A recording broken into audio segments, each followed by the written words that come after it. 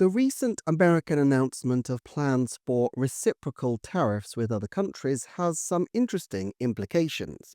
As far as we know, Nintendo has three major countries in which it manufactures Switch systems, specifically China, Vietnam, and Malaysia. It may well be that they open other factories and there may even be other international production sites of which I'm not currently aware, but either way, material changes in the circumstances of these countries are going to be of interest to us.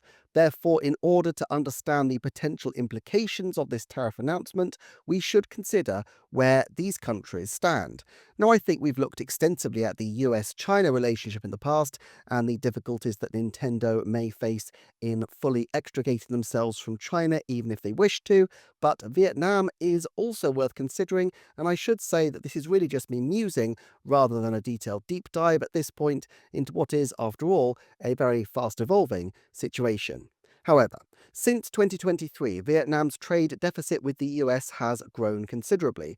Apple, Google, and Intel have all invested heavily in the country, as well as Nintendo, and one-third of its exports now go to the USA. It has also received inward investment from China, something consecutive American presidents in recent decades have criticized.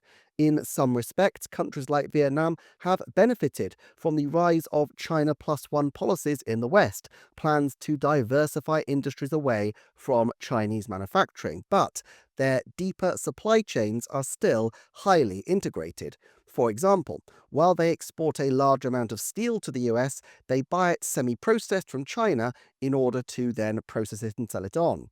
80% of the value of its electronic exports rely on imported parts. Still, electronics and components have Vietnamese tariffs at maximum 10% and sometimes less for components such as semiconductors, so the potential direct cost implications, even if reciprocal tariffs were enforced, is, at this point, relatively low.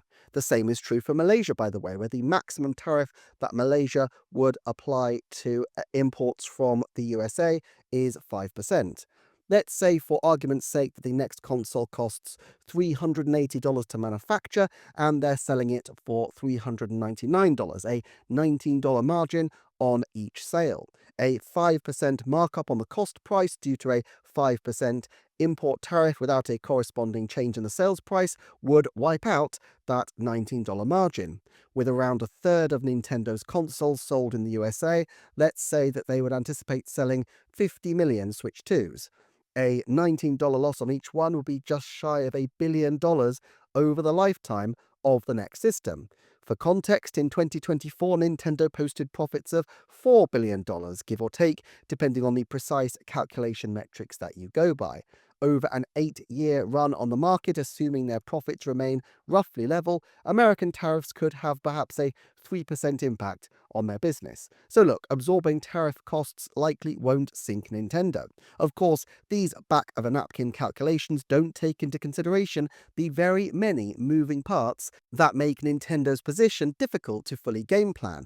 But my point is that compared to, let's say, foreign exchange rates, consumer demand, competition, and so on, tariffs of the scale currently proposed are not necessarily going to be their major concern. And if even one of their major manufacturing bases is excluded from the tariff arrangement, they can simply direct those units into the USA while selling the rest around the world, assuming there aren't other tariff restrictions that prove problematic. Still, there are a lot of moving parts here which make the whole thing difficult to foresee. If Vietnam's broader economy, which is exposed under its current arrangements, were badly affected, it could have deeper impacts on the broader economy. Currently, Vietnam is appealing to manufacturers principally for its low labor cost compared to pretty high skills. Fluctuations in demand because of differences in the arrangements with other countries could inflate labor costs, with China plus one country's labor now able to charge more because other options are off the table, or it could depress wages still further. For another complicating factor, manufacturers like Vietnam and Malaysia may strike their own deals with the USA. Vietnam also have some sources of trade stability, so they're not completely dependent on the USA relationship. It is a member of the Comprehensive and Progressive Agreement for Trans-Pacific Partnership, or the nearly as tongue-twisty CPTPP, alongside Japan, New Zealand, Australia, and the UK. This reduces tariff barriers across the board and gives it a different area to pivot its sales towards if selling into the US becomes trickier.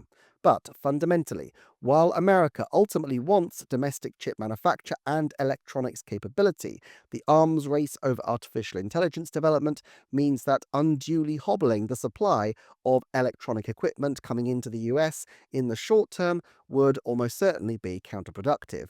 Moreover, the video game industry specifically is one that has a fair amount of influence in Washington, with Sony Interactive Entertainment and Microsoft both based in the USA, and those companies were of course able to negotiate with Nintendo specific opt-outs on Chinese tariffs in 2019 and 2020 with the previous Trump administration.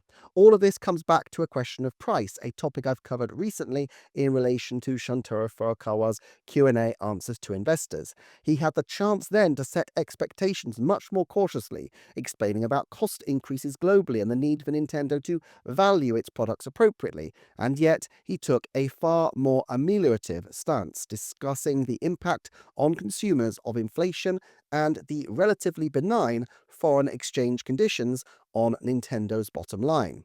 Whether by luck or judgment, putting their console launch in the summer of 2025 does seem pretty smart, as they will likely have a good idea of their worst case scenario landing zone by the time they announce their price, probably in April, and the likelihood is that further negotiations will reduce tariffs, if anything. However, there are other ways that they can ensure profitability if manufacturing is a problem. Japan has no tariffs on physical consoles, accessories, software, or digital content, and so a reciprocal arrangement, if maintained, would actually be quite positive for Nintendo in this sense, in terms of building security for them for the longer term. Moving to prioritize digital content over physical would maximize revenue, but so would longer console life cycles. This is where Nintendo has generally done very well in the past. Yes, the GameCube, N64, and Game Boy Advance were retired relatively early, and the DS perhaps had less time in the sun than they might have preferred, but the Famicom, Game Boy, and Nintendo Switch all show that, everything being equal, Nintendo is happy to continue its console generations for a very long time. They can also keep their consoles relatively inexpensive to produce. A percentage tariff is obviously going to be a large amount for a PlayStation 5 Pro compared to a Nintendo Switch Lite, which gives them something of a leg up in the competitive space.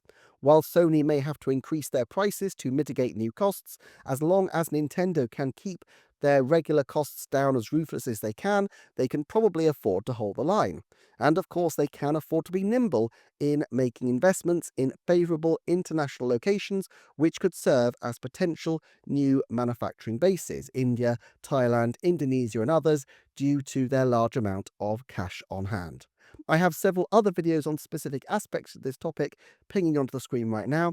Meanwhile, I just want to say thank you to my Patreon supporters, and thank you to you for watching, liking, sharing, commenting, and subscribing, and I shall see you next time for another Nintendo Forecast.